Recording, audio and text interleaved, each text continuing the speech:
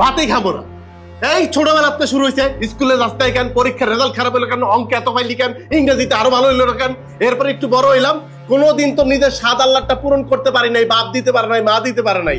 নিজেরটা নিজের চেষ্টা করতেছি। খাবার টেবিলে আসলে নানান ধরনের কৈফত, নানান ধরনের বিচার আচার সবকিছু। আইলাম না, খাইলাম না, খুশি আপনি? খাইলাম না বা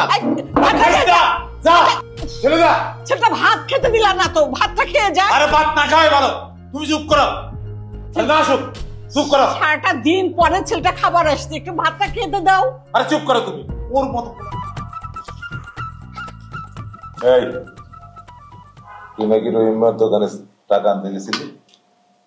তুই কি ওর কাছে টাকা পাস? আরে রাখো, তুই ওর কাছে টাকা পাস? কথা বলছ না কেন? খেতে গেছিস তুই?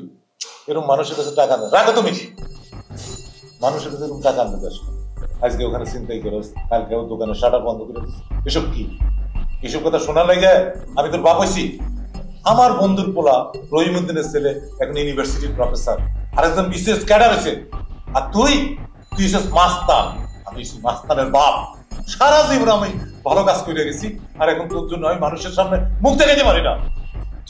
থামো না একটু, ছেলেটা ভাত খাচ্ছে, একটু খেতে দাও, পরে কথাগুলো বললেও তো হবে। দেখো তো, পানি খাও। আরে পানি খাবো? ওর মেজাজ গরম করে দিয়েছে, পানি খাবো। ভাতই খাবো না। এই ছোটবেলাতে শুরু হয়েছে স্কুলে রাস্তায় কেন, পরীক্ষার রেজাল্ট খারাপ হইলো কেন, অঙ্কে এত ফাইলি কেন, ইংরেজিতে আরো ভালো হইলো কেন। এরপরে একটু বড় হইলাম, কোনোদিন তো নিজের স্বাদ আল্লাহটা পূরণ করতে পারি নাই, বাপ দিতে পারে নাই, মা দিতে পারে নাই।